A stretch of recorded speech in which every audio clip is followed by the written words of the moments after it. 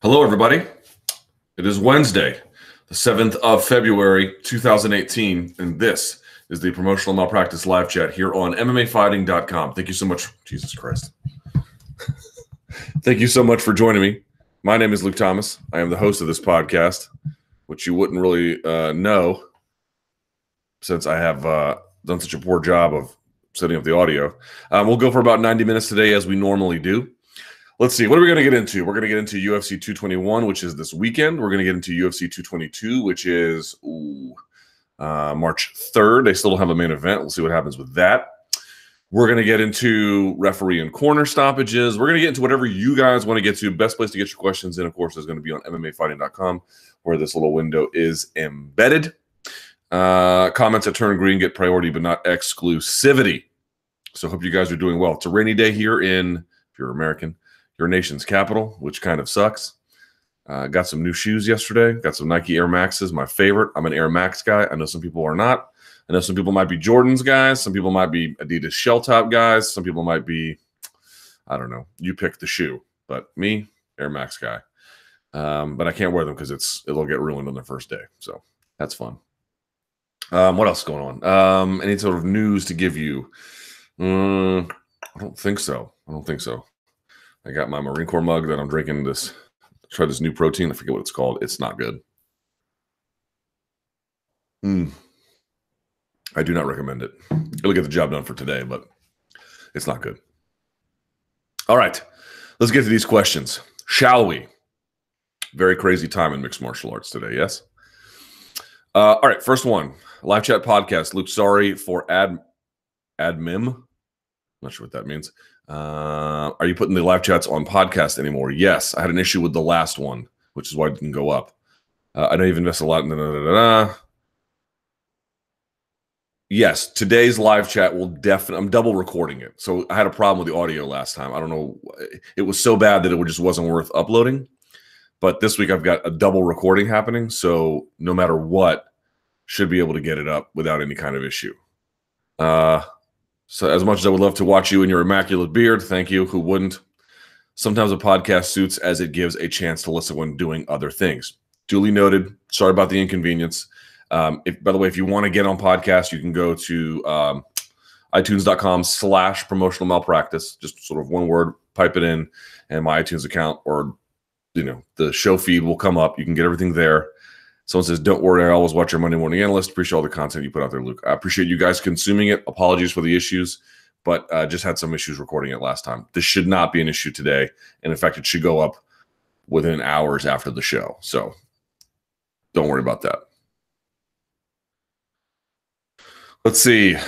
Good question. That was an interesting one. Luke, what is the best way for me to consume your media for me? I prefer to listen to most of my podcasts using my podcast app that downloads from the feed, but you often give it a like and subscribe. It really helps line. And I'm just wondering if you get any benefit from the feed downloads versus when people watch, like, subscribe on YouTube. I'm really not all that picky. I think as long as you're just willing to consume it, I wouldn't be a hard ass about the way in which you did consume it. If I really felt like I wanted to direct you one direction or the other, I would only make it available on one medium. So really the answer is whatever's convenient for you guys is honestly how I feel. Whatever you guys want to do, no problem there. If it works better on audio, do audio. If it works better on video, do video. I'm just appreciative one way or the other. And I truly mean that. I can't be, again, if it's up to me to decide if it's going to go on only one platform. And I try not to do that very often. Let's see. I appreciate your transparency regarding SEO monetization of your media. Like when you first started the fight recaps, told everyone complaining about the spoilers to pound sand because it was better to get views. I would really appreciate some discussion on the topic, as I've had the lingering question for lots of my podcasts that double up on YouTube and regular feed, and would like to know how you benefit in order to keep the good S coming. Yeah. Whatever works for you. Whatever works for you. Like I said, if I want to narrow it to one medium, I'll narrow it to one medium so that there's only one way to consume it. But if Twitter works for you and Facebook doesn't, do that. If Instagram works for you, and I can't imagine because I'm not that active on it, but whatever works for you, do that. I have a variety of platforms. Pick and choose. Simple as that. Hope that makes it easy on everybody. Very, very lingering problem, apparently. A lot of questions related to that. Yeah, again, there's additional questions about the podcast. I promise it will go up today. Do not worry. Fret not, friends. This audio podcast will go up. There will be no recording issues. I can't say no, but very slim chances. All right, let's see. Make sure this goes up. Whoop. Thank you. All right, let's keep this going. Let's get to some MMA topics beyond merely the chat, please. Here we are. Rockhold versus Romero. Why the hell isn't this fight discussed as much as it needs to be? I don't think there's much chance of it being boring, a non-action 5-rounder. I say that based on Rockhold, by the way, because Romero can't hold back for a bit too long sometimes. But anyway, how do you think it will go? I don't care so much about a prediction of who's going to win, but what type of fight we will see. Ooh, that's going to be really interesting.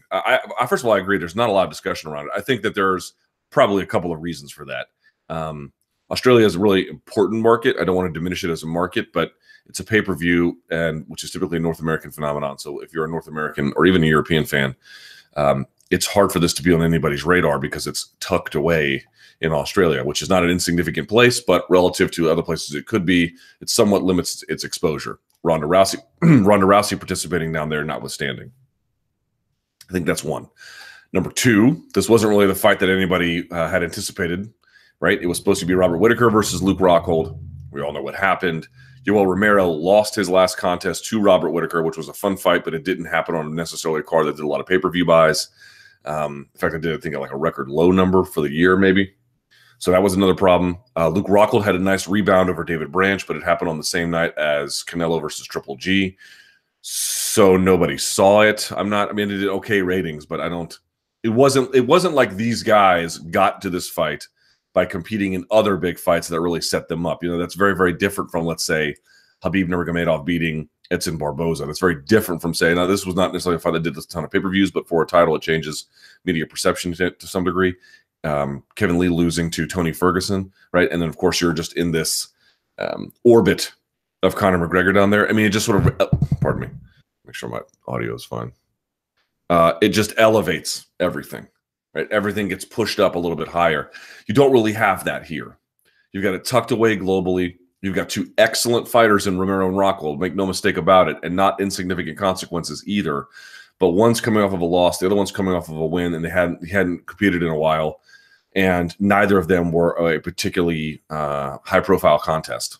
And it's not the fight that anybody had anticipated making in the first place. And so I think as a consequence, there's a bit of malaise. I also think there's just so much MMA that people are having a difficult time concentrating not merely on this card, but any other kind of card, with the exception of the ones that are truly huge. That's another problem of having too many of these MMA cards.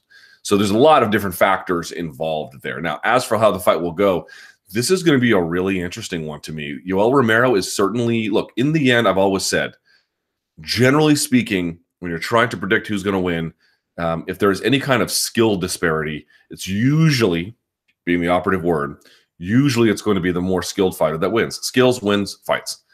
That's just a very easy way to understand the fight game. It's not a hard and fast rule, but there you are. And to me, Luke Rockhold's the more skilled fighter. I think he has just a better ability to set the pace, define the complexion of the fight. He can fight off his back. He's got good wrestling. He's got good, excellent top game. He doesn't get tired, provided he doesn't have this antibiotics issue. He has excellent boxing. He's got very, very good mixing in with his kicks. Right, and he can do it from short range in terms of like, well, I wouldn't call those kicks, of course, but he's got different range with his kicks, right? He can do it where it's a little bit closer. He can do it as in certain transitions of movement from circling one way or the other. Those go to the body. The Costa Philippou fight is like that. I mean, he's just got such a different command and dexterity with the use of his kicks, both as a decoy or as a finisher or as whatever. It's just a really, really complex, interesting game that he has. However, in this case, you're fighting Yoel Romero, a guy who's got excellent takedowns. So to what extent will that limit his ability to use those? Because Yoel Romero is not really a good wrestler, but he's lightning quick, right? And he can explode into range. Here's the other problem for Luke Rockhold. While he is an excellent fighter, and I wouldn't call him chinny, I don't think that's fair either. I don't necessarily think that he's got the sturdiest ability to absorb damage I've ever seen. He is hittable in that regard, and especially when you get somebody who's really fast, like Yoel Romero. So it's going to be really interesting to see how he defines the range, because normally you would say, well, keep it a kickboxing range, so he can't really explode in. But then you open yourself up potentially to being taken down, where Yoel Romero obviously has a significant ability there. But then you have to ask yourself the question, if he gets, in fact, the takedown, what can he really do with it? Which is all Robert Whittaker was. Yoel Romero is really good at getting the takedown, and he's got, obviously, a strong, tight waist. All right. So that's something, I suppose. However, he doesn't really have a good ability in terms of jiu-jitsu to sink the hooks and really advance position in that way. He's good about holding it and then maybe landing ground and pound, and maybe that'll be enough. So it's this really complex interplay where one guy is clearly more skilled than the other. However, the more skilled fighter generally has a certain set of vulnerabilities that the less skilled fighter in this particular case can uniquely take advantage of, given the things that he's really, really good at. And how will those two mix together? My hunch is that this is a fight where Luke Rockhold will not risk kicking early, but will slowly build into it and make Yoel Romero work to the extent that he can, and try to keep the range actually a little bit tight to reduce that ability to explode. But it's going to be anybody's guess. It's going to be really, really interesting to see. And I do think he's going to try and make him work to the extent that he can, put him into clinch, even if he loses a round in the process, just to wear him down. Because by that 5th round, Luke Rockhold won't be nearly as tired as Yoel Romero will be, which will be interesting to see.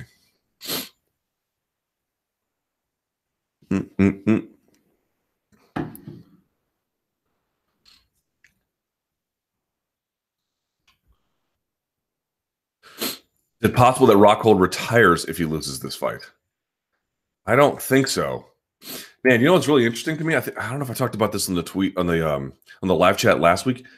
It's like every other day there's a headline about someone either threatening to retire, or somebody saying they will retire, or somebody saying that person should retire, or somebody saying I'm going to retire that guy. You don't see a lot of retirement headlines, at least like the way you do in MMA, over in boxing. It's bizarre. You hear this all the time. You had Ali Abdelaziz, Tony Ferguson's going to retire, and I don't believe that at all. But I'm just pointing out, you just hear this retirement talk constantly. And I think it's partly a function of the injury load that everyone suffers in MMA, and the fact that they feel like there's not a lot of opportunity maybe for maximizing wealth. I'm not exactly sure what it is, but you hear this all the time. I don't imagine that he would, but anything's possible, I suppose. People seem to at least entertain the idea way more in MMA than they ever do in boxing. It's kind of crazy, but that's the world we live in, I guess, right? At least the current state of things. Shevchenko late stoppage. How are people so riled up about the stoppage in the Shevchenko fight? Well, because there was no stoppage other than Mario Yamasaki intervening after the tap came, and not even the first tap, the second one. So I'm not sure exactly which stoppage you're referring to, but it's as if this centers around the sour grapes everyone had towards the Yamasakis already. Are people still butthurt about the Chiesa stoppage, and they'll cry about any little thing? Look, I'm sure this person is nice. Let me give you a piece of advice, just generally anyway. Don't ever try to make any argument in public if you want the argument to be taken seriously by anybody whose opinion, and I'm not suggesting it's me, but I'm reading this out loud to other people. If you want your opinion to be taken seriously, or an argument to be observed in a rational, calm way, don't ever use the word butthurt.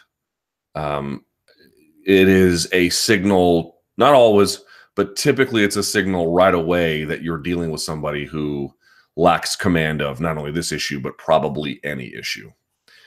All right. Did these donks even see Khabib Ferguson? Khabib rode that boy and made him look like a toddler for 15 minutes, and ain't nobody crying to have that ref lose his job.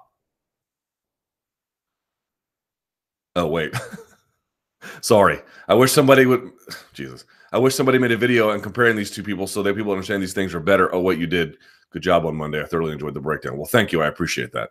Also, Steve Mazzagatti is the best referee in history referee, and I don't actually think this, but I was curious as to what you were saying. Something so reprehensible would sound like, and read your questions verbatim. Hilarious. You got me. You were trolling and you got me. Very good. Someone says the hypocrisy and double standards of fans and media. Can you imagine the outrage if Cyborg had fought some Cachoeira in UFC's 145-pound division? Cyborg was and is constantly slammed by fans and some media with the clear intention of diminishing her achievements, dominance, and skills. The two main arguments are, one, she only fights cans, and two, her division is a joke. Well, the two are sort of related, but the Shevchenko versus Cachoeira fight was an extreme showcase that fit those same arguments. Compared to Cyborg's opponents in the UFC, Cachoeira's level is by far below them, 230 to 3 strikes. Also, the 125 is no better than the 145. They're both shallow divisions, and they're both Invicta divisions. The big difference is that the 145-pound division still remains an Invicta, and the UFC made a fake champion for the 125-pound division to make it look better. Yet, I didn't see any remarks or negative comments about Shevchenko fighting an amateur-level fighter like the one Cyborg experienced against much better competition, 230 to 3. Okay, couple of points there that are worth noting. Number one, it deserves to be noted that anytime, I've said this before, I'm going to say it again, anytime a division is created where the chief purpose is to accommodate weight cuts, that ultimately will also be its only redeeming value. In other words, if we just create a division, in this case 125, well, there's less weight cutting going on. Okay. Well, in some sense, you create some more, but the point being is to eliminate over time the idea, 115, 125, 135. You can more easily find a weight class that is beneficial for you. That's fine if you want to do that, but then you're not necessarily creating division because you believe there is a S load of talent that you can just fill in there. And whenever you do that, you are going to have people who are veterans in the game either come up or drop down, and then you're going to have these other very junior members try and rise to the ranks. So my point being is, whatever you thought of the Shevchenko versus Cachoeira fight, this is not the last substantial beating you're going to see in this division. Not even close. There's going to be another one. It's going to be another senior member from another division who either comes up or drops down, taking on a young upstart who might naturally fit to 125, but they're going to have to face these other senior members. There's not going to be much of a middle class in between, so to speak, to rise through. There's only one rung on the ladder, then a giant gap, and then another rung on the ladder way up top. So that's that. These beatings are far from over. Now, in terms of Cyborg, one of the major differences, though, is that she puts a beating on him so quickly and they fold so quickly that the referee jumps in usually very, very early. There's not a lot of fights of hers that have dragged on. Maybe the second Kunin fight kind of dragged on, but Kunin did enough things, as I mentioned in my comparison between Shevchenko, Cachoeira, and Habib and Edson Barboza. Edson did a lot of technical things to protect himself. In the end, it wasn't enough. But the greater context was he's an A-class fighter versus another A-class fighter. There could be gaps between A-class fighters, but it's not the same kind of categorical gap between an A-class and a B-class. You get a lot of the same categorical differences in the Cyborg fights. I grant you that part is true, but it also feels like the referees are on notice, man. They know that when she gets in there, clock's ticking on how long they're going to have to go. And it's usually not very long, Holly Holm fight or whatever, notwithstanding, right? So there's a bit of like referee readiness that I don't think Mario Yamasaki was necessarily in tune for. Like, I think if you asked him, Cyborg fight, how early might you jump in? I think he'd probably argue, well, not too early, but there'd be just this sort of general sense that you got to get in there fast because this probably isn't going to go too long. That's not what you got here. And in part, I think that was exacerbated by the fact that she took it to the ground. There's something about taking it to the ground where they just let ground and pound go in a little bit, not just Mario. Referees let ground and pound go in a certain way that they don't let striking on the feet go, where that you really got to knock someone into unconsciousness, or a big shot has to land and they have to turn away. And even then, sometimes guys don't jump in. Ground and pound is a recipe for, I would say, more fights that could be stopped early aren't in ground and pound scenarios than on the feet. I don't have data to support that. It's just a hunch, but that's another one I have here in mind. You're right. 125 is probably not, at this stage anyway, not a whole lot better than 145. So there's something to be said for that. But I just can't think of too many Cyborg fights that I felt like dragged on because the referee just let it drag on. They seem to be her reputation precedes her. And so in some ways that keeps her opponent safer. Now we know that Shevchenko has a reputation, but not necessarily as this like marauding destroyer. And so I think that kind of hurt her there a little bit. No doubt about it.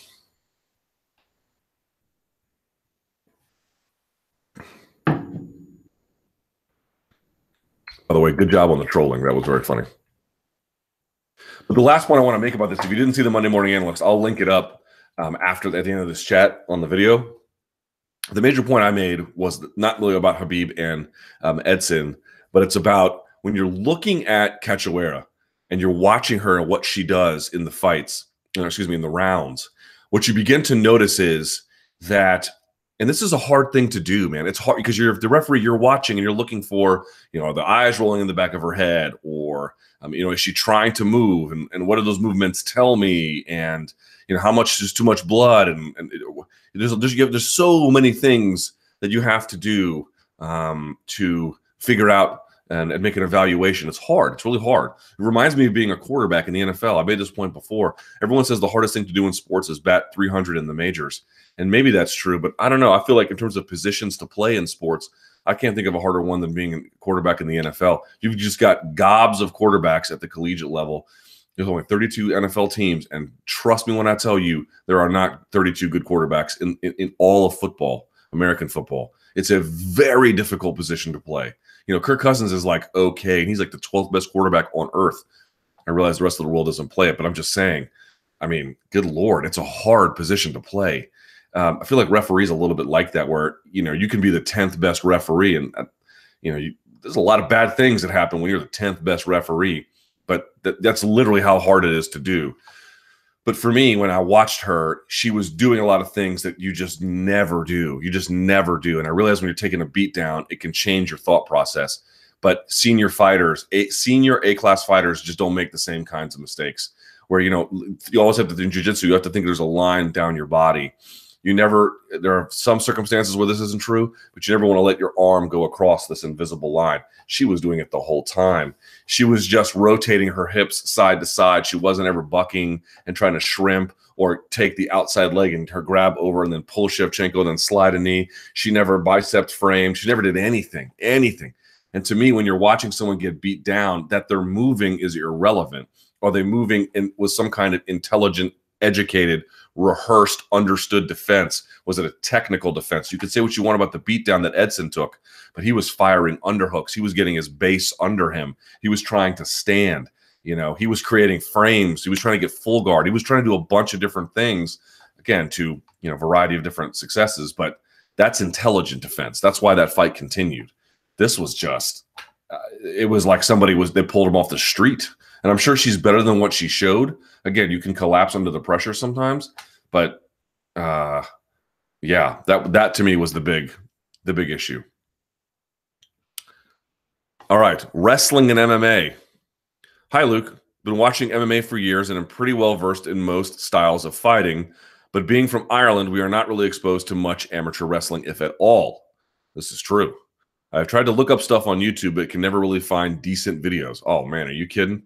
There's so many good wrestling videos on YouTube. Now, I'm sure that's partly a function of the fact that you're not exactly sure what to look for, which is okay. But take my word for it. Keep digging. There's a ton of good wrestling videos on YouTube. Would you briefly be able to explain the main differences in the various styles of wrestling, e.g., freestyle, Greco, Roman, folk style, which I believe is the same as collegiate, correct? What do you think is the best style that can be adapted to MMA? Thanks for all your content from Ireland. All right. Someone has a really good post here. I'll just read what they write. But basically, folk style is, I think, is the best one for MMA. It has a lot of leg rides, a lot of work from common positions in MMA. We've talked about referee's position in MMA. Just a lot of extra wrist control from riding positions from the back. A lot of scrambling. A lot of times in freestyle wrestling, you'll see guys belly out. That's where you see a lot of leg laces and gut wrenches, but you see a lot of guys belly out. You don't have the same kind of scrambling on the mats that you do. You also get a lot of points for, not a lot of points, but push outs are a bigger issue in freestyle wrestling, which really has no relevancy to MMA. It's just there's a lot of things in terms of that intertwined hip leg rides from turtle. We would call turtle anyway. A lot of wrist control, a lot of ways to break down an opponent who's trying to create a structure to stand. It just has a lot more transference. But this person writes, folk style, American high school and collegiate styles, no clasping of the hands, which we talked about a lot, unless going to a pinning combination, allowed to attack the upper body and lower body. Correct. So you can do a double.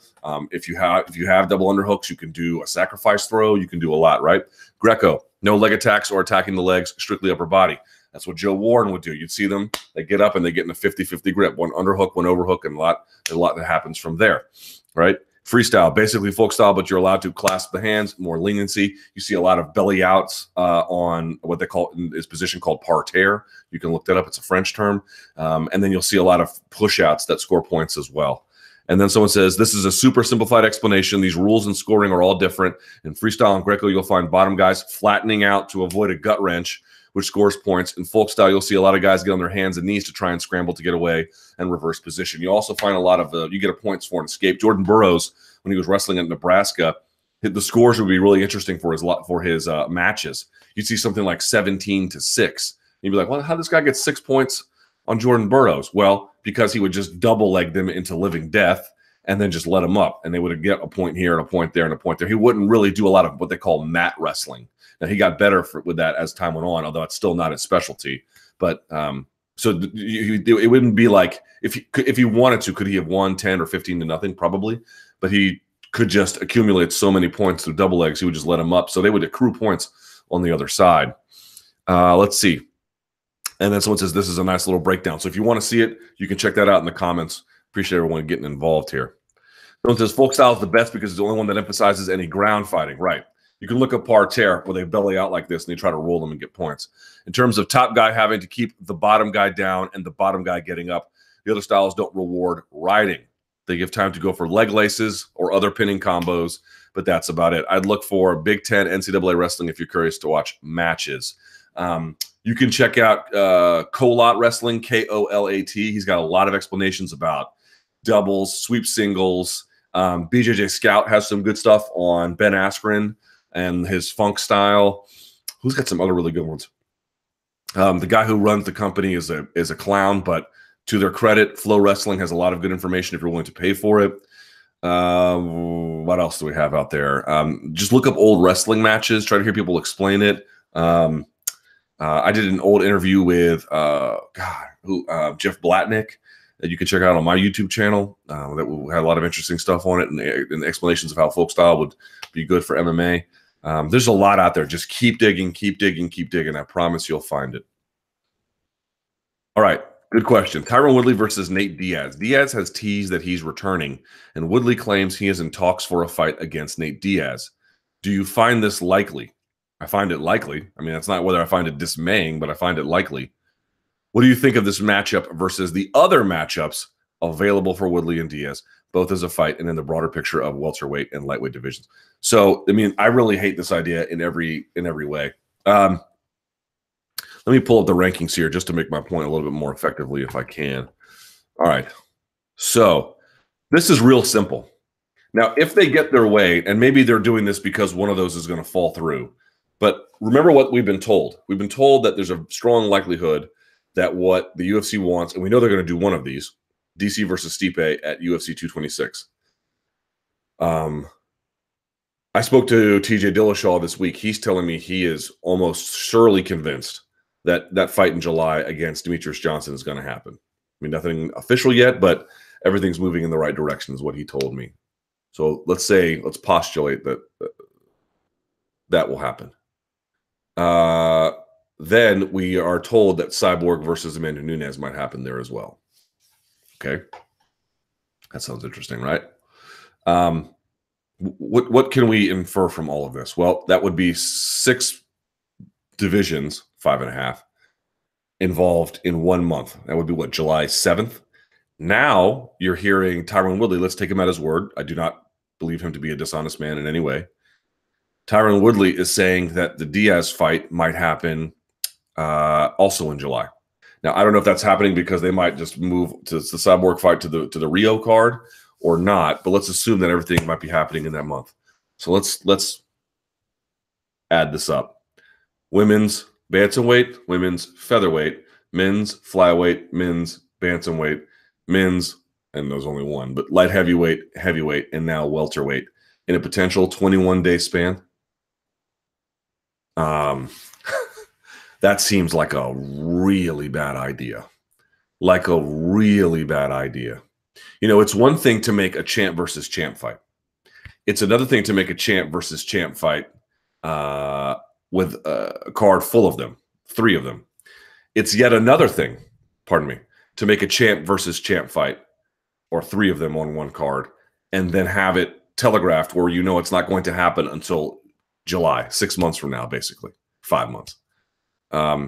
It's yet even another thing to say we're going to do that, and then in the same month put another title fight and just hope that our cards before that and after that hold up with no injury so that we can make this happen.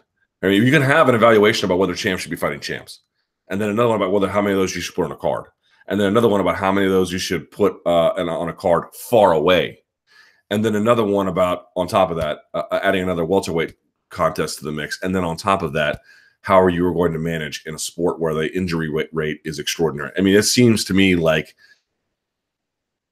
I don't know how anyone can think this is a good idea. I just don't get it.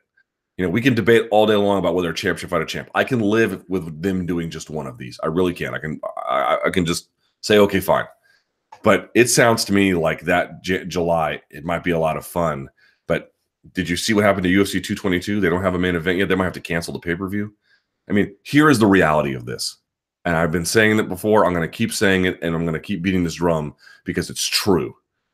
Every decision that this company is making about how they structure these bigger events or revenue generation more generally is a function of them having to service a debt load, right? This is just the reality of things. And if they can do that in a meritocratic way, I suppose that they will. But if they have to do that by abandoning a meritocratic process, they also will. What on earth could be the argument meritocratically for giving Nate Diaz a title shot? There isn't one. There literally is none. It's not possible to make that argument. Look at the welterweight rankings. Number 1 is Stephen Thompson. I get that no one's clamoring to see that. But then below that, you have Rafael dos Anjos. Rafael dos Anjos beat Nate Diaz from pillar to post, albeit at lightweight, but cleanly, easily. And I know Diaz had some other circumstances heading into that contest, both with injury as well as an issue with the company. But okay, that was not any kind of controversial win, generally speaking, and is coming off of a year where he was considered fighter of the year. Can you imagine? Can you imagine? I mean, look at who Rafael dos Anjos has had to fight, and he would just get leapfrogged. I mean, I don't have anything but nice things to say about Nate Diaz, and I don't blame Tyron Woodley, and I don't blame Nate Diaz. If these guys get offered these opportunities, what am I supposed to say? You're not going to, you shouldn't take an opportunity that's pretty clearly in your best interest. I mean, this is not about telling those guys how to live their life. It's about trying to understand what could be the thought process here other than we are nakedly going to abandon a sustainable architecture in the name of short-term revenue generation. It's as simple as that. There's really, what could possibly be the explanation other than that? There is none. There is none. That you want that to be your defining principle? That seems to me like an awfully bad idea. And I keep asking people. People are saying, "Well, we're moving away from a world where the divisions are what matter the most, and creating contenders, and we're establishing a new order." I am perfectly willing to believe that we are moving away from that into something else. But what I fail to understand, because no one can seem to explain it to me, is how this new order is better. And 2, sustainable in the long run. When the novelty of champ versus champ wears off, then what are you going to do? And when the novelty and when you create this malaise for fighters who are out there, like Rafael dos Anjos has been in the trenches, and you're just going to go around this guy? I mean, this is terrible. This is terrible. I am not a fan of this in any capacity whatsoever. So someone needs to explain, make the case that we have not only a new order, but that this new order is a better order, and that this new order is equally sustainable. Because I don't understand the argument for it. The only argument that I can see is that we're doing this because we got bills to pay.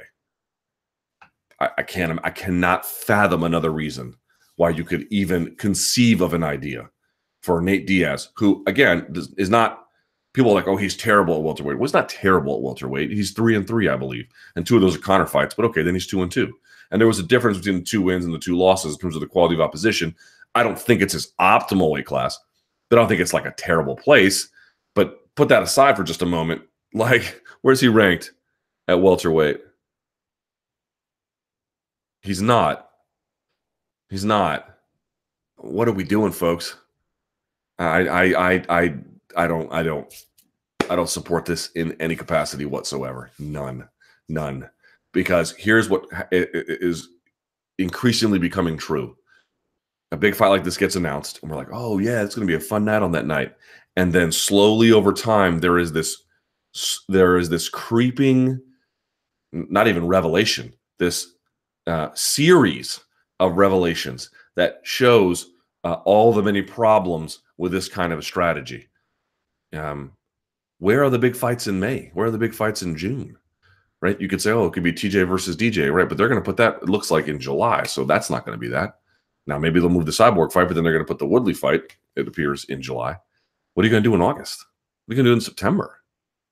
Not a fan. Not a fan even a little bit. And I don't understand how this is better, and I don't understand how this is sustainable at all. How good was Super Bowl 52? I'll see the Philly fan eating horse manure. I mean, I love how there's so many Philly fans being like, oh, we're unfairly maligned. No, you're not. People's understanding of you appears to be totally on the money. Y'all are some horse manure eating, just diggity donks up there in Philly. I will say Nick Foles is pretty amazing.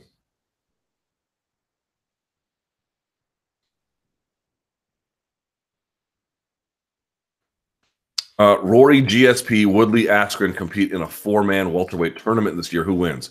All right, Rory, GSP, Woodley, and Askren. Well, it would depend how you would structure the tournament.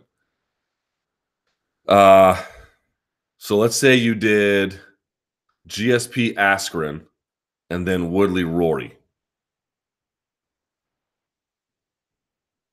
I think you'd end up with, well, if you did that, you'd end up with Rory, GSP, potentially Rory versus Askren.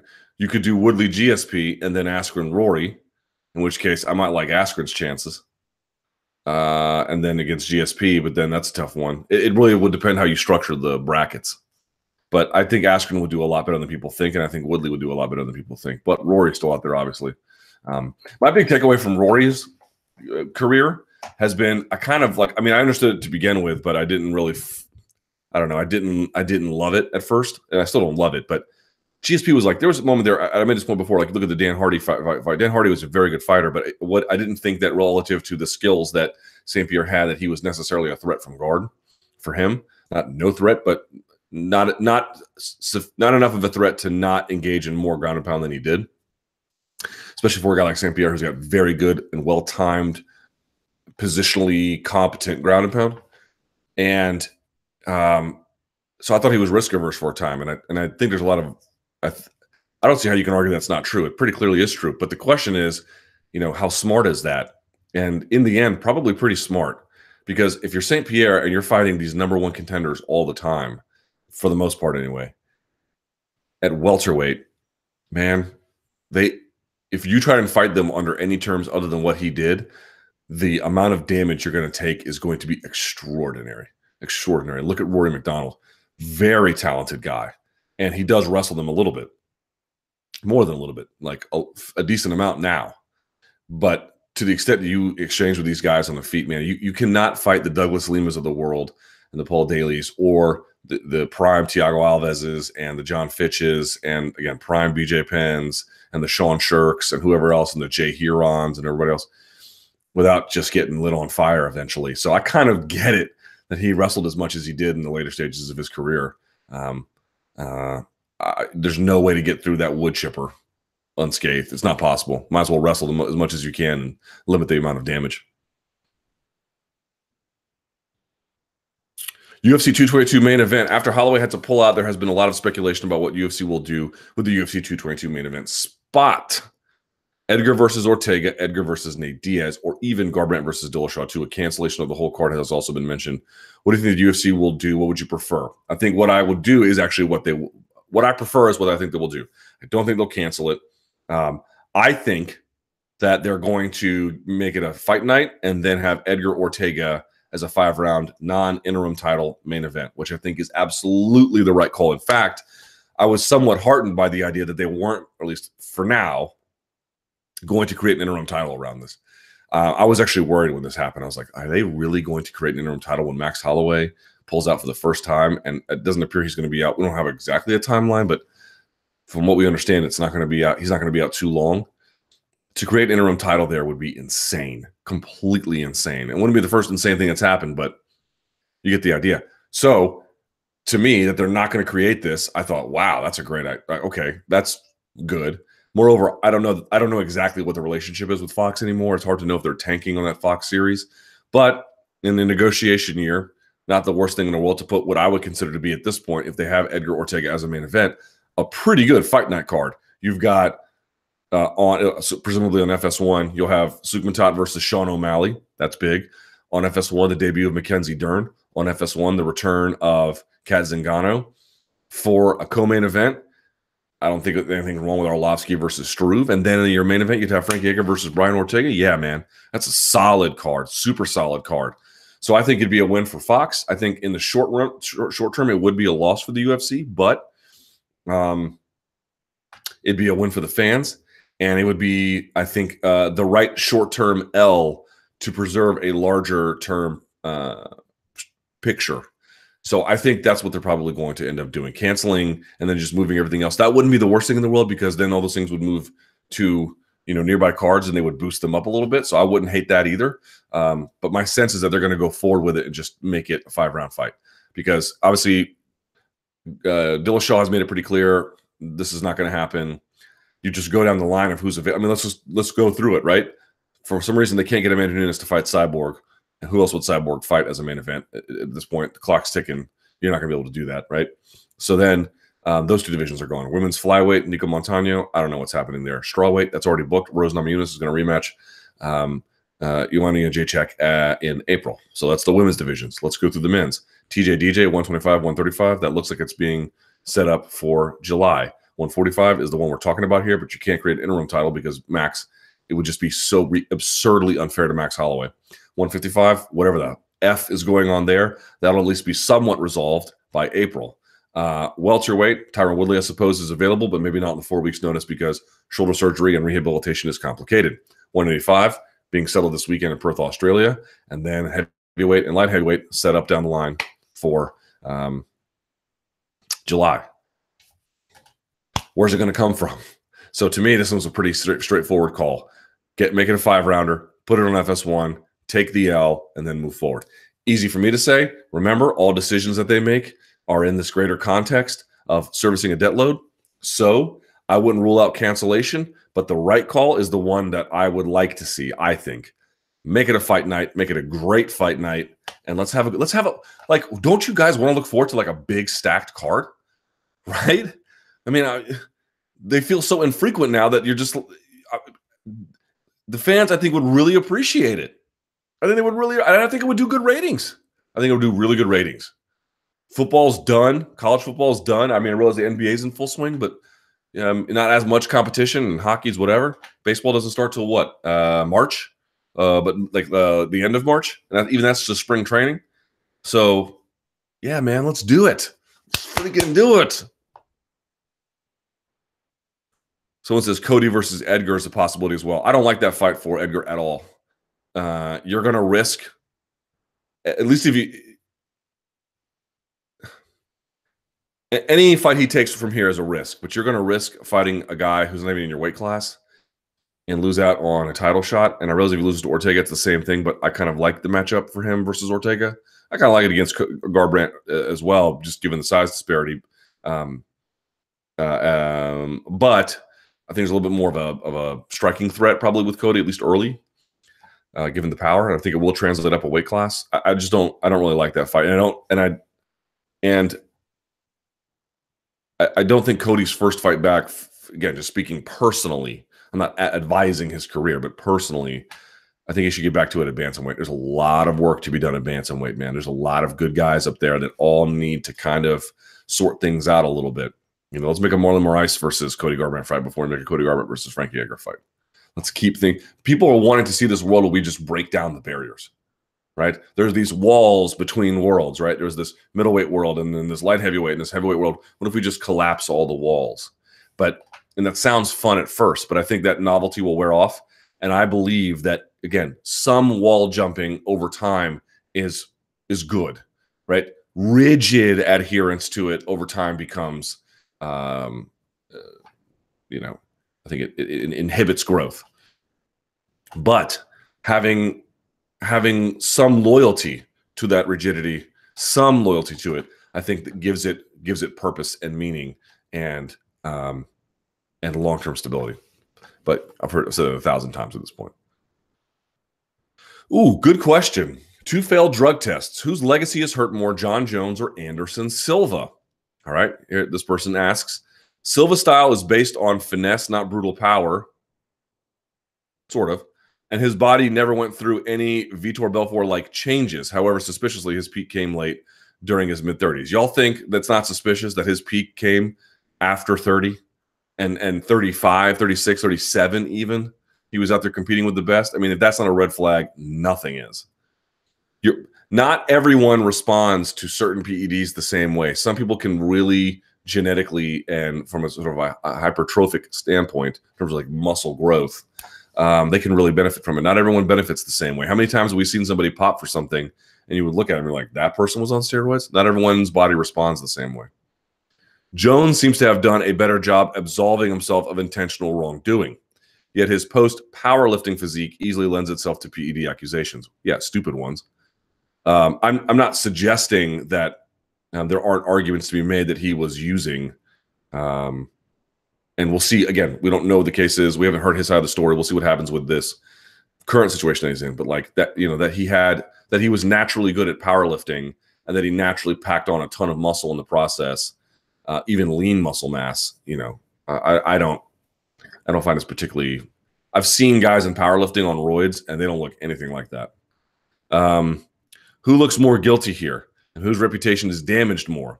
Will any of this actually matter in 15 years? The Bonds-McGuire-Sosa home run race still defines an era in baseball despite steroid use. Well, I take the long view on this one. You can look at the 28 Russian athletes who were exonerated to an extent anyway, just in terms of the. What do you want to say? In the court of the CAS, the Court of Arbitration of Sport, there were 28 athletes from Russia who were believed to be involved in doping.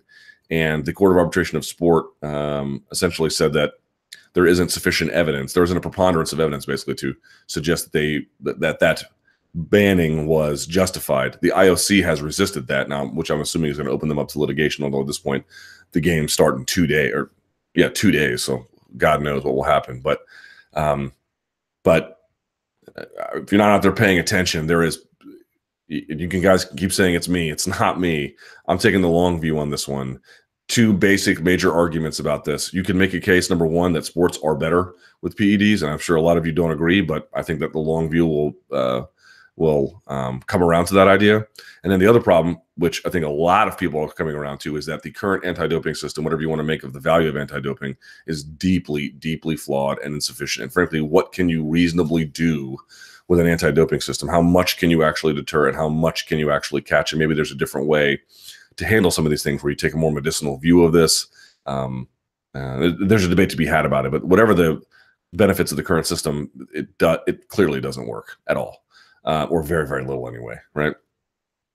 I don't think MMA fighters are that good at taking PEDs yet, so you still see a lot of these guys get caught very easily that you don't see in other sports, and I think that'll eventually over time fix itself. I think you'll see a lot of MMA fighters just get better at it through the need to.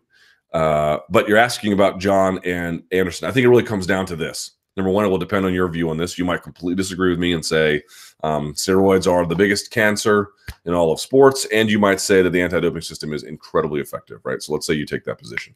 If you take that position, you have a bit of a choice to make about what you want to say about Anderson, because a lot of those tests happen at the very, very end of his career. None of them happened. Those testing at this current level didn't exist back then, but you merely would be speculating about what was happening prior to that. With the Jones case anyway, you would at least say, well, it happened sort of during the middle of his career rather than the end. And I think that might always taint the perception of things more. Plus, John has had a number of indiscretions outside of the cage. And then when you add this to it, it just creates this larger picture of an inability to manage his affairs, in a very effective way. So I think in the end, it won't damage Silva as much. But what I also think is over time, there just really aren't strong arguments to make. I know this sounds hard to believe. There just aren't strong arguments to make that anti-doping is working. And there are not strong arguments to make that over time, policing this is an effective way to govern sport. And there's a question to be asked about what kind of use should be allowed on either medicinal or other recreational grounds. And I think as it dawns on people that we're not winning this war, it's not working. I know I'm the only guy out there that's really saying this for now, at least in MMA. I'm not the only guy saying this out there in sport. It's not working. It's not working. And it's not working because it can't, at least not in the current system. It cannot work, and it won't. And so you have to ask yourself what kind of system has to be put in place to get to a more a system that works at least in its intended aims, because this one doesn't. You have the point now where you're having literal international relations problem, because we could say, well, Russia got caught. You think this is the end of it? Another nation's probably doing the exact same thing right now, maybe even ours. If not as bad, they'll try. There is so much cheating going on right now. It's out of control. And that will continue. It will continue because it's easy to continue. And everyone wants to say that if you up the number of penalties and let's ban more people for a lifetime and let's ban more people for 4 years, you will deplete the roster, which will make watching sports less interesting over time. You'll be getting rid of people that people ultimately want to see. You're going to get people involved who really should not be involved. There's going to be a lot of collateral damage in the process. You're going to sort of hurt what makes sport interesting to begin with. I don't know what will happen with anti-doping, but the current system will go away because it is a relic of the war on drugs. And when you begin to realize and make that connection, then you begin to see this really for what it is. It's got nothing to do with integrity of sport. Very, very little to do with it anyway. This is a holdover. This is reefer madness meets the war on drugs. It's what it is in sport. And the sooner you wake up to that, the sooner you can create a real anti-doping system that has some value and can actually work. How the hell is Yoel Romero 40 years old? He's a genetic freak. Yoel Romero is 40 years old, and I think you can make a strong argument that he is in his prime. No, he's not in his prime. You should look at him from his wrestling days. That was his prime. But he's so athletic that at 40, you still kind of feel like it. Usually fighters who reach this age in fighting, even if they reach it, are either barely hanging on or looking like they are on the path to an exit. Romero shows no signs of slowing down, and I think this is impressive considering he's a middleweight and not a heavyweight. Do you attribute this largely to Romero being a freak of nature? Yes. If so, when do you roughly estimate he will start to hit a decline? Hard to say. You might see it in this fight. Anything over 40, you begin to be clock's ticking, right? There's not many athletes who are competing at a high level by 50. Right? So you have to imagine that by 40, while his exit is maybe not imminent, it's not far away either. But we'll just have to see. If you think his age is starting to catch up with him, then which of the two X factors are more key for the UFC 221 main event, Romero's age or Rockhold choking? Ooh. I would say the ability for Rockhold to get caught is probably a more existential threat in this case, but that's debatable. And then someone says HGH is a hell of a drug. This is the best part about it. It's like you thought it was going to get these guys. Didn't get him. You could say, oh, well, it did get him. You mean when it exonerated him and said that they independently found, they didn't test the bottle he gave them. They went and found in that company, they got their own supply of it and tested it and exonerated him. And since then haven't been able to do anything with it. So so what you're basically telling me is I'm right and that USADA doesn't work, which I don't think is what you want to say, but that's what you're saying if you believe that he's been on drugs this whole time. because it didn't just start getting internationally tested. He's been internationally tested for a very long time. Stipe and DC agreement negotiating tactic. Recently, DC told reporters that he called Stipe prior to the negotiations so that they could get the most out of their contract for their upcoming fight. What do you make of it? Sounds pretty smart. Sounds pretty smart. Will we see more fighters do the same? You'll see more smart fighters do the same. Or is it just a handful of fighters who have that kind of pull? Partly it's just the circumstance. They knew the UFC was leaning on them for something big, and they were smart enough, both of them, to recognize that. And it was smart of them. They both realized the UFC needed something out of both of them. And then they both realized, look, if we do this together and we act in concert, we can get something out of this. This doesn't match what I would call the prisoner's dilemma, where you guys know what the prisoner's dilemma is? Some of you might know this. The prisoner's dilemma, imagine a scenario where you and your friend rob a bank, right? And the police catch you because you're idiots, and then they separate you. Now, here's the truth. If neither of you confess to the crime, they actually don't have enough evidence to convict you. They have to let you walk. But because you're separated, you can't figure out, you can't plan that. And then what they tell you is, if you drop dimes on your friend, we'll let you walk, or we'll give you a reduced suspension. So now you're in this position where, or even if you had planned ahead of time to say, we're not going to talk, now they're threatening you. If you drop dimes on him, we'll take care of you. And they're telling him, if you drop dimes on him, we'll take care of you. But if neither of you say anything, you both get off scot-free. So what do? It's called the prisoner's dilemma. And this isn't exactly like that, but they both like Daniel realized if I can take care of myself, but am I going to get as much without working in concert? The point being is they colluded ahead of time to say, we're going to stick to this plan, as if in the prisoner's dilemma, they both agreed we're going to stick to this plan. And as a consequence, because they couldn't leverage one against the other, or because they put up a united front, again, this is why it's not exactly the prisoner's dilemma, but if they put up a united front, they could more effectively achieve their ends for mutual gain. And so I think it's smart. These guys don't have much leverage. Use what you have. Teep kicks. Why aren't teep kicks used more in today's MMA, strictly to avoid giving up the takedown? I think, well, I don't know how much they've diminished. I don't know how much data there is to that, but Lyoto Machida had some. I think you're seeing more, like, rather than push kicks to just shove a guy back, you're just seeing a little bit more innovative use where guys are putting the ball of the foot on the rib, or ball of the foot on the gut, They're just doing things where you're kind of establishing distance, but you're more just worried about damage. A lot of teep kicks are just designed to back somebody up, and they're not. I mean, that's not totally true. I want to be very clear about this. Some of them absolutely have damage designed in mind, but a lot of them don't. And I think we're just sort of getting away from that. Guys are getting better at boxing, so they don't need to have this major reset in the course of it. And I think the other part is, I mentioned before, you're going to MMA gyms and you're seeing, some of the older ones are like, yeah, we train jiu-jitsu and wrestling and Muay Thai. And jiu-jitsu is still, even in the gi, a big part because it's such a participatory sport. But you're seeing the better gyms, they just train like striking. They don't train like Muay Thai where all the bowing and then they're doing this sort of pre-match rituals that are borrowing from Thai culture.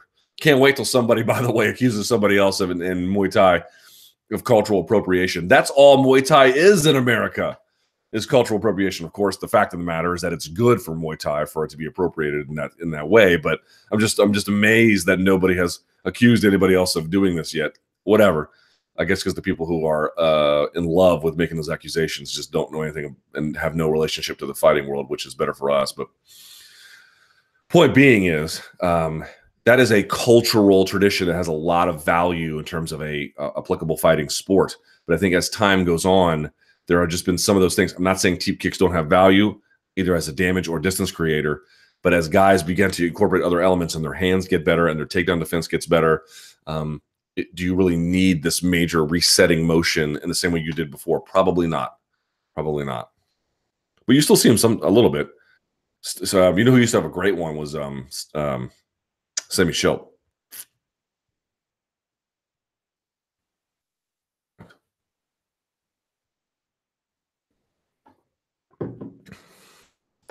Women's flyweight and what it means to be a UFC level fighter. Look, what the heck is the UFC doing with this division? Nico Montano went pro in November of 2015, got a shot on Tough, with a 3-2 record, and now she's a UFC champion. Yeah, not for long, though. I cannot pronounce this name. Maya Stevenson, I'll just say, had a 6-4 record going into this weekend. Incredibly, the 5 women she had beaten have a combined record of 0-17. That is a true thing. Cachoeira was a plus 600 underdog leading up to her fight against Shevchenko, and it showed. She had no business being in there. It all seems incredibly mismanaged, and I think the promotion is really damaging the old idea that it means something to be a UFC-level fighter.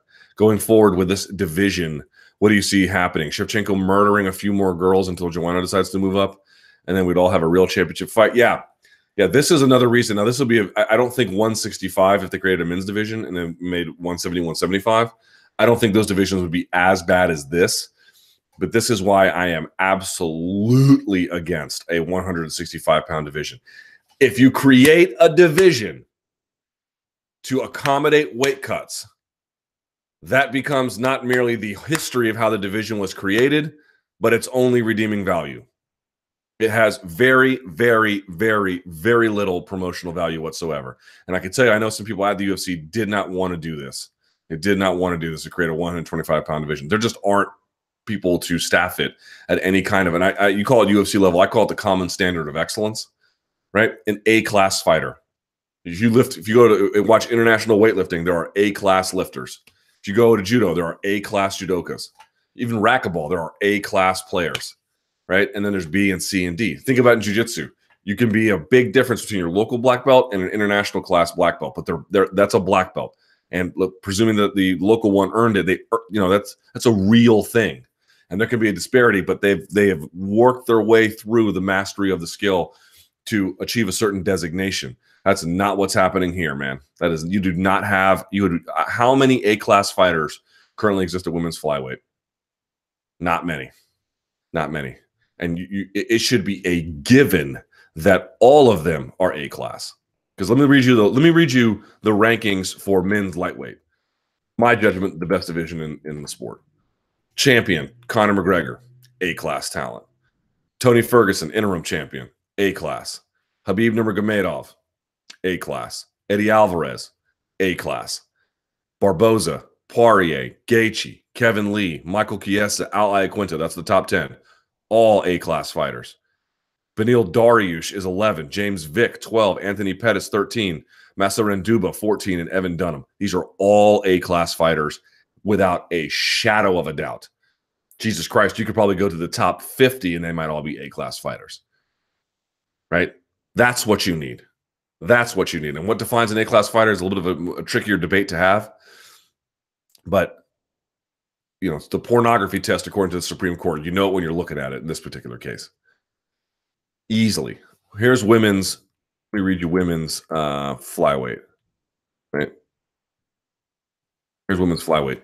Nico Montano, Sajara Eubanks, Lauren Murphy, Alexis Davis, Roxanne Modafferi, Barb Honchak, Liz Carmouche, Caitlin Chukagian. These are all people who have moved from certain divisions, by the way. Jessica Rose Clark, Jessica I, Montana De La Rosa, Mara Romero Borella, Rachel Ostovich, Paige Van Zandt, Shayna Dobson, and then Jillian Robertson. How many A-class fighters in there?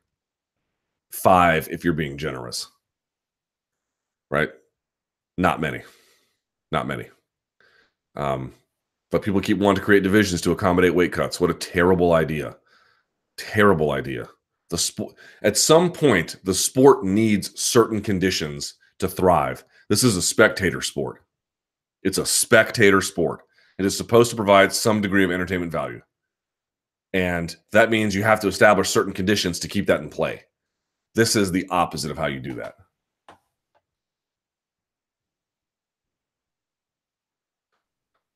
CM Punk to fight at UFC 225. Your reactions. Both CM Punk and his coach, Duke Rufus, dropped some heavy hints that CM Punk is fighting on the UFC 225 pay-per-view card in Chicago.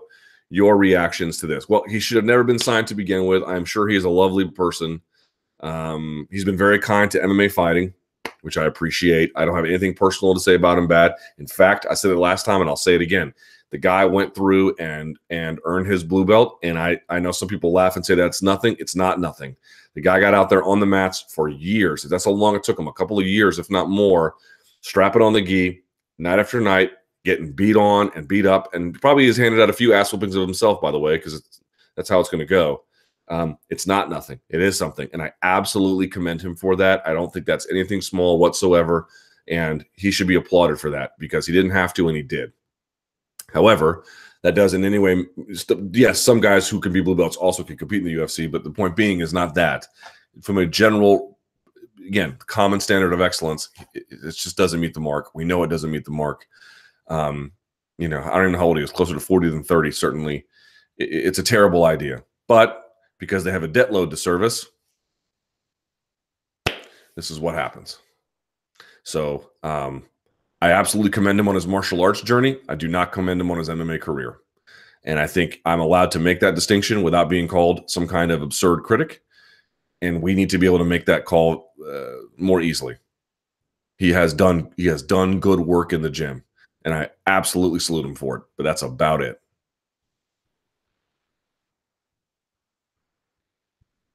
Killer V. As wrong as the Shevchenko Cachoeira matchup was, do you think that it might be the very performance needed to launch Valentina as the successful face of the 125-pound division? No. The beating she's going to probably, in all likelihood, put on Nico Montano will do that. I am well aware of the mismatch inability between the two fighters, going so far as to say the fight should have never been made. However, that is without even mentioning the ref's decision. Still, a dancing, blood-soaked Shevchenko made a dramatic image, and the highlights will go together for one hell of a video package. Sure, it helps in that sense. Should the UFC capitalize on these images and try to forget it ever happened? I'm sure they will capitalize. That's the name of the game. They have not, to my knowledge, the UFC has not come out and said they're rethinking their matchmaking process, have they? They've absolutely not acknowledged that they've done anything wrong. So I fully anticipate that they will use that as a video package, and it will probably work. It will probably work. But I don't think they, I mean, what the ratings were what? They were good, not great. Somewhere in the 850 range, I think, somewhere like that, 1,000, which is fine. Yeah, that's a fine number. But I think it would have to happen on a big card, right? Like a big event, some kind of like whoa moment. And I don't think the Belem card was nothing, but you don't want your fight with the discussion about the fight being the referee did a really bad job, and let's talk about the referee. You want it to be wow, you know, like look at the difference in the Khabib and the Barboza fight. What came out of that was like, holy crap! Like, look at what Khabib was able to do. That's really what you want to really, you know, drive a discussion, drive momentum. I'm not saying that this won't help, because it will, it absolutely will, but it's not optimal, because so much of this discussion is centered around referee or corner performance. And you hear her corner being like, you know, we know her limits. Clearly not. Clearly that's not true. You can say that. Clearly that's not true. So ridiculous. We know her limits. Refs getting access to the score between rounds. Hi, Luke. Remember a few years ago I asked Big John on Twitter if he considers the overall situation of a fight before call. What? For instance, a guy is receiving a beating for 4 rounds. It's clearly losing on points, and his opponent is ground and pounding him. According to Big John, his thought process for that call is totally different from the same ground and pound in the first round. And to me, even common sense being an unwritten rule, I think it's a very correct approach. Should this be a written rule? Should something like the ref getting the scorecard after every round to have a technical opinion about the fight? This is what they're writing. Sorry if it doesn't make sense. It probably wound up helping in Shevchenko's case because it was only the second round, but could be helpful. I don't think you need to know the scoring in a situation like that. You would only need to know the scoring in a situation where it's close, and even then you wouldn't need to know the scoring. I'm not opposed to open scoring as a debate we can have, but I don't think you have to make this a written rule.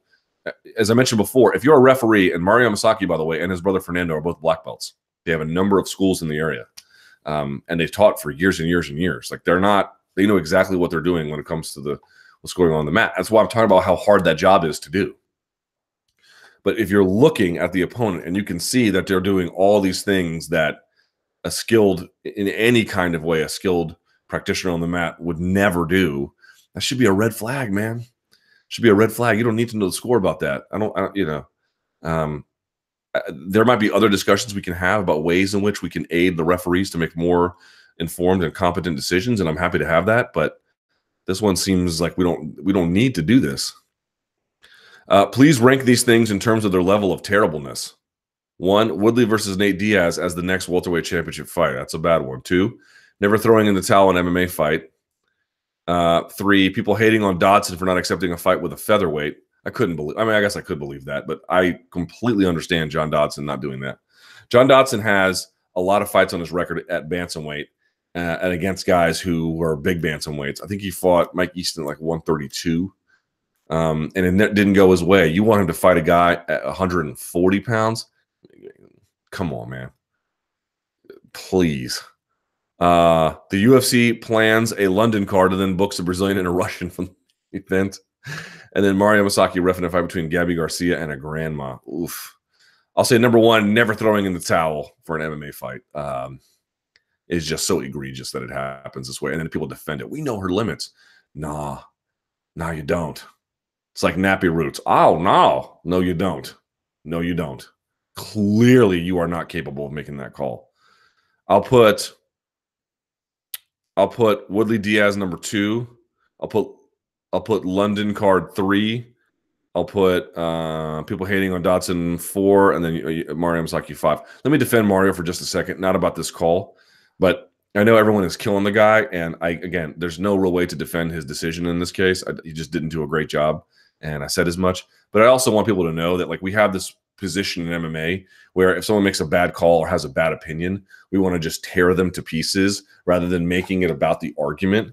And again, the argument about is whether or not did he make a competent referee decision, and in the broader context of referee decisions that he's made, is this a person that should continue to be in this kind of position? That's what the debate is about. It's not about whether or not he's a good or bad person, because I got good news for you. If you want to have that debate, Mario's going to win. He's a great guy. Him and his brother are great guys. I mentioned before, they've opened up, I think, 10 schools in the area, and I know some of their black belts. Louis Pantoja is one here in D.C. on 14th Street. Nice guy. Very competent guy. And you could say, well, these are for-profit institutions. They're making money off these guys. Yeah, man, but they brought jiu-jitsu to the area a long time ago. You know, there's something that should be said for that. They are black belts. You know, they're members of the community. Now, again, whether or not they should be reffing and whether or not that was a bad call, well, let's have that debate. But we got to stop this nonsense. We're just tearing Mario to pieces like he's some a-hole that, you know, let his dog take a dump on your lawn. He didn't do that. It was a bad mistake that he made, but the broader picture and the contribution to the martial arts community of Mario Yamasaki is an exonerating one. It is not a one that makes him look bad. Let me be very, very clear about that. And Fernando too. And I just get sick of this where if a person has an opinion we don't like, well, not only do we not like that opinion, but this person must also be on 4chan, Al-Qaeda chat rooms, you know, touching himself in front of other ones. It's just, why can't it just be that this was opinion we disagree about and this person's not, you know, some living instantiation in the human form of the AIDS virus? I just don't get it. All right, it's 2:15. Let's go to the Twitter machine if we can. You can tweet me at L Thomas News and use the chat, the hashtag chat rappers, and I'll get to them now. Oh God, let's see.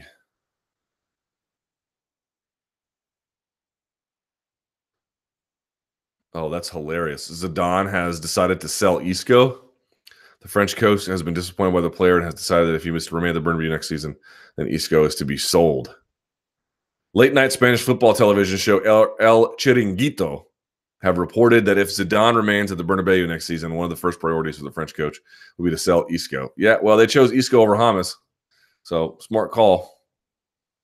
Are people sleeping on Tony Ferguson against Khabib? No, tickets haven't even gone on sale yet. I have very high hopes for that April show. I think it will do quite well.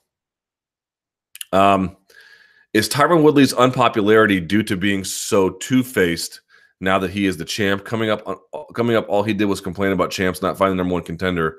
Now all he talks about is money fights. I don't know how two-faced he is. He fought Thompson twice and then Demian Maia. So I don't know. Is it possible that the UFC is waiting for Romero or Rockhold to match up something for 222, depending on how the fight goes? That seems like an awfully quick turnaround. I don't. Could be, but I don't think so. How pumped was I to be featured on Open's MMA tweet? I had no idea that so many of you dudes out there peed sitting down. I had no clue how many Timberlake fans were out there. I cannot imagine a world where somebody actually thinks, although it's the one we live in apparently, that person is some sort of like artist, period, because he's not. He's a stage performer, and that's not nothing.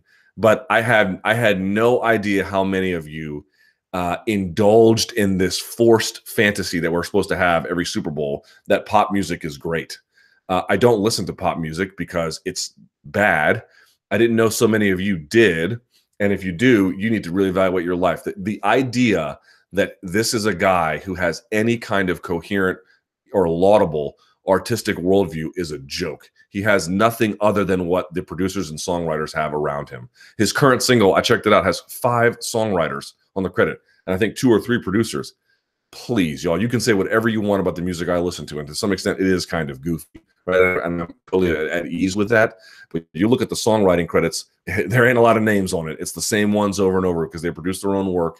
And at the very least, they have stuck to a vision, an artistic vision that they've maintained it over time, often to their own commercial detriment.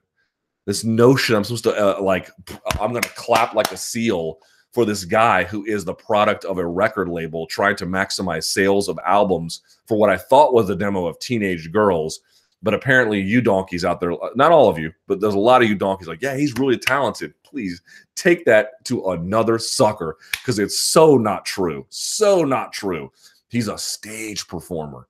And that's fine. That's a very important skill. But he ain't an artist. Sorry. I got real bad news for you. Let me pop that bubble. Let's see. Are the Wizards better without John Wall? They are right now. They're going to trade Marcin Gortat, who is hot basura. Isn't it interesting that as recently as this past summer, fans were calling for Nunes or Nunes to be stripped because she pulled out of 213 with sinusitis? Now they are praising her for wanting to move up and berating Cyborg for not wanting to fight.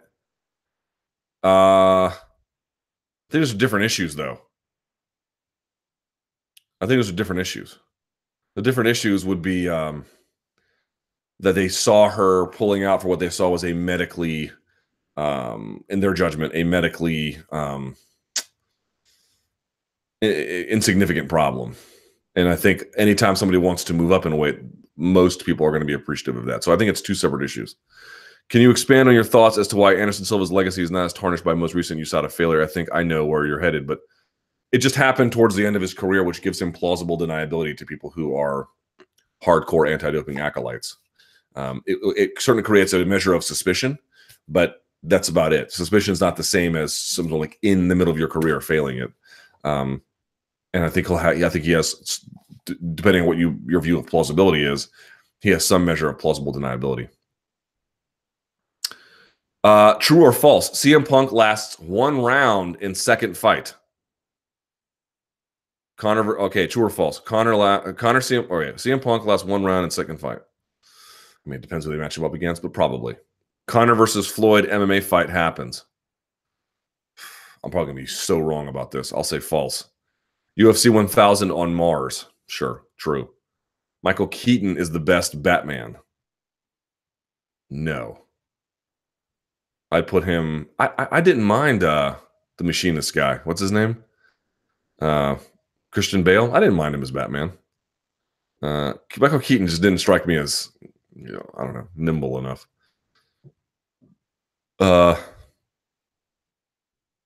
Any updates on Kat Zingano? Yeah, she's fighting Ketlen Vieira, UFC 222. Let's see.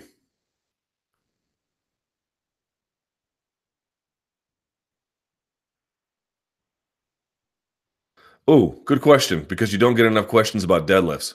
What do you think of Dave Tate's advice to stand up between reps when doing high rep deadlifts, i.e., turning a set of 10 into 10 singles?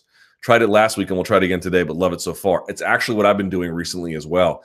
It's easy for me to keep upper back tightness on sumo. It's a little bit harder for me to keep upper back tightness on on conventional, because I don't like to set position and then grab. I like to grab the bar and then set position. And there's no right or wrong answer with that one, but I've tried it that way. Let me set up, and I don't do the breathing up top, but I'll set my shoulders and lats, then I'll reach down and then brace and then load the hamstrings, turn the elbows in, and then stand.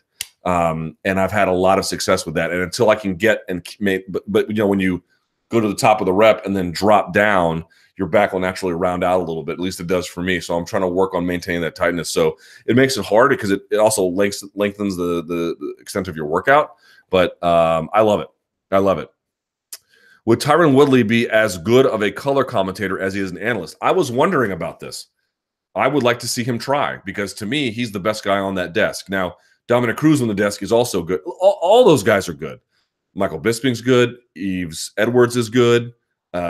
Jimmy Smith was only been on once, but he was naturally good. Who am I forgetting? There's a lot of guys on that desk. Kenny Florian's good. All those guys are good. It just, to me, Tyron Woodley has just got real good information, excellent broadcasting skills. He says things in a parsimonious way. He gets it out. Look, your taste may vary. I'm not telling you have to believe this. I'm just saying, for my money, on that desk, he's really good. And so it's like got me like head scratching. Well, maybe he'd be good as a color commentator too. That's a very different skill. So I don't know, but I'd be curious to hear to see him try. You know. Any news on Dominick Cruz returning? Not for me, unfortunately. But I wish I could have better information for you. As weak as 221 is overall, I'm actually really excited to see how Israel Adesanya fares in the UFC. Is this something that interests you? This is the guy that has all the crazy kicks where he can plant a fist on the ground with his glove and then do like a head kick. He's amazing, right? And if not, what fight, if any, apart from the main event, generates the most curiosity for you? Let me pull that. Oh, I would say Ben Nguyen versus Jussier Formiga. That's a tough fight for Ben Nguyen. He's been looking to break through. He had that fight against Louis Smolka, didn't go his way. He's been able to rebound. This would be a big test for him. If he can get by Jussier Formiga, man, you might have your next contender over at flyweight. And we'll see what happens if Jussier wins, but that'll be interesting. That'll be interesting to see. Let's see. Is it me or UFC not arsed with the promotion of UFC 221? It's Wednesday and no embedded episodes so far. I think there's one up right now. All the talk about stoppages and corners throwing in the towel. Interesting to note, the only two examples of throwing in the towel I could find are Nate versus Thompson and Smolka versus Wynn. In neither case did the ref see the towel. It doesn't work well in the cage. That could be a problem too. Sure. There's a lot of ways that whole system could be improved. No doubt about it. It's a great point.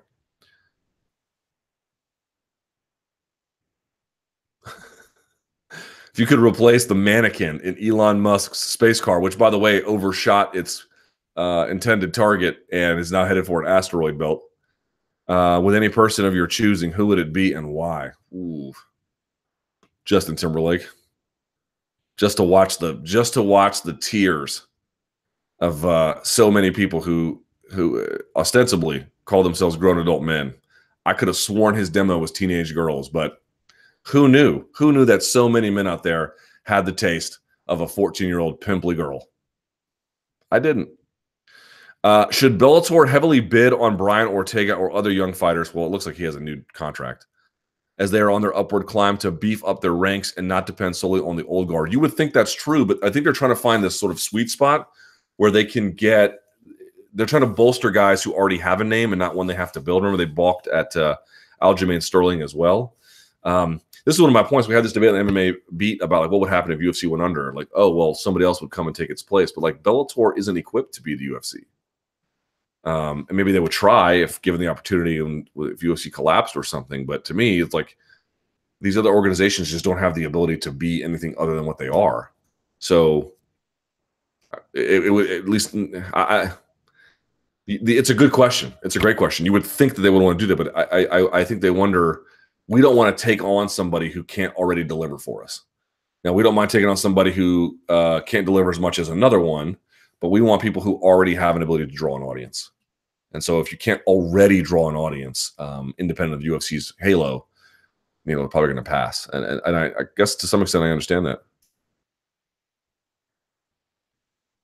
Luke, don't you think Rose versus Jędrzejczyk 2 has a similar feel to Aldo versus Holloway 2? Yeah, a little bit. Although, by the way, someone was asking me, I saw this in the, let me go back to the thing here.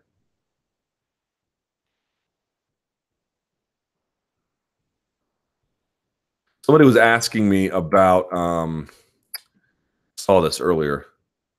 Giovanni and J-Check question. Is she doing her own diet? So I asked around actually, and the answer is yes, she is doing her own diet, sort of. She is not, she was with, like, was it Perfecting Athletes, and she had a terrible weight cut and everything. So she left them. She is doing her own diet with apparently input from other experts at American Top Team. And I believe that her trainer, Phil Daru, or Daru, however you pronounce his last name, D-A-R-U, is handling her weight cut. I don't know if he might also be giving nutrition advice. Don't hold me to that. But I do know that she is mostly doing her own nutrition, and he is going to be handling her weight cut. So we'll see how that goes. Now, to your point, are they happening in succession? Yes. Although the first, I know Aldo was like, he had the injury in the first fight. It could be that case. I just feel like, Max took his time to sort of like slowly get into the fight with Aldo. It went 3 rounds. This one was such a bulldozing that people, I think, rightly are asking questions. It could be the case that, look, Rose goes in there and does the exact same thing again. There's also a question to be asked of, like, okay, sure, there were some other circumstances here, this weight cut. And then more to the point, it happened so fast. What lessons can you really draw from that other than either she's way better than we thought, which is very possible, or that this one might be a little bit different the second time around. But I agree. Here's the big question. Was the first fight... Here's the question. When it's all said and done after the second fight, how representative will the first fight be? And I think because of the length of the first fight between Aldo and Holloway, you had a sense that was pretty representative. The question is, it's hard to know how representative this one is. I'm not saying it's not. I'm not saying it is. I'm literally saying I don't know. But that's going to be the question heading into the second one, is how similar do they look? Let's see.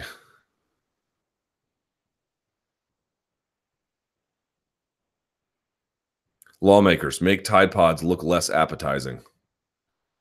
No. You guys remember that scene from Saving Private Ryan where they go in there in the bunker when they storm the beach, and then they get the flamethrower and they shoot the flamethrower into the bunker, and all the Germans come out on top, all on fire, and the Americans look at each other and they say, "Don't shoot, let them burn." This is my attitude. They eat these Tide Pods. You don't call poison control. You just let that play out. What will WWE do if the crowd turns on Rousey and starts chanting, "You got knocked out," and Rousey can't handle that and proceeds to walk off stage? Don't know, because I won't be watching. Let's see. What does a post Dana White UFC look like to you? Yeah, it's a longer question for another time, but it's a good one. I'm going to star that one because that's a good one. I don't have time to get into that now. Last one. What? True or false? Valentina Shevchenko will break Rousey's title defense record? I'll say true. Max Holloway is still 145-pound champ this time next year? True. Cristiano Ronaldo will be replaced by Madrid in the summer by either Kane or Icardi. Kane, maybe. I'll say true. Who cares? All right. Like the video, please subscribe to the channel below. MMA Fighting. I appreciate when you do. I do believe there's an MMA beat tomorrow, so be on the lookout for that. And of course, some coverage from Australia, I think, as well. I'm not exactly sure where Casey and Esther are, but you know how we do. We're going to have some coverage for you one way or the other. So appreciate you guys tuning in. Thank you so much. I will get this podcast up on iTunes. I promise. And that will do it for me. Until next time, ladies and gentlemen, thank you so much for watching. Stay frosty.